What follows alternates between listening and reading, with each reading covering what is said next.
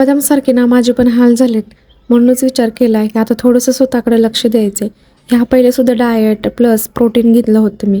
थोडंफार वजन कमी झालं आणि कालांतराने सोडल्यानंतर पुन्हा तेवढ्याला तेवढंच झालं. आणि असं म्हणायला हरकत नाही की त्याच्यापेक्षा जास्त वाढलं म्हणून. सेक्शन झालं आणि आराम करण्यासाठी वेळच भेटला नाही. पहिला मुलगा होता आणि कामापेक्षा जास्तच ओव्हर प्रोटेक्टिव्ह होते मी त्याच्या बाबतीत. दिवसभर रात्रभर बसून त्याला दूध वगैरे देणं ह्या गोष्टीमुळे स्वतःकडे दुर्लक्ष केलं आणि अशी बॉडीची वाट लावून घेतली.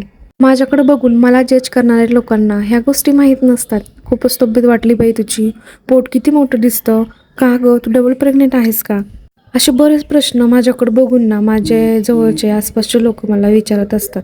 चालतं ना तुला धापरती का गं, एवढा कमी वयात हे चांगलं नाही बरं का. अशा लोकांना ना माझ्या सेकंड प्रेग्नेन्सीच्या टायमिंगला आवर्जून आमंत्रण देईल की माझी काळजी घ्यायला या, म्हणजे माझे असे हाल होणार नाही. दुसऱ्यांना बॉडी शेम करण्याच्या पहिले ना 10-20 विचार करा.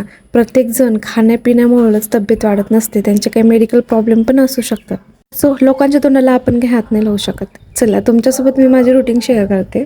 दिवसातून 1-2 कुटाणे झाल्याशिवाय माय लेकराचा दिवस काही आमचा जात नाही. खूप दिवसापासून ना जपून ठेवलेली एकच कब्बशी होती माझ्याकडं आणि ती पण आज लाडूने फोडून टाकली. असं खेळत बसला होता ना की जसं त्याने काहीच नाही केलेलं. मग काय राग गटगट घेऊन घेतला आणि मी माझ्या कामाला लागून गेले. स्वयंपाक वगैरे बनवला आणि शिफ्टिंग केल्यामुळे ना क्लिनिंगचं दररोज एक काम का चालू आहे माझं. नंतर कपडे वगैरे धुवून घेतले आणि गच्चीवर सुकायला टाकले. खूप दिवसानंतर माझे कपडे उन्हात वाळत होते. ते का ते पुढच्या व्हिडिओमध्ये मी तुम्हाला नक्की सांगेल. चला भेटू उद्या पुन्हा एका नवीन व्हिडिओ सोबत. बाय.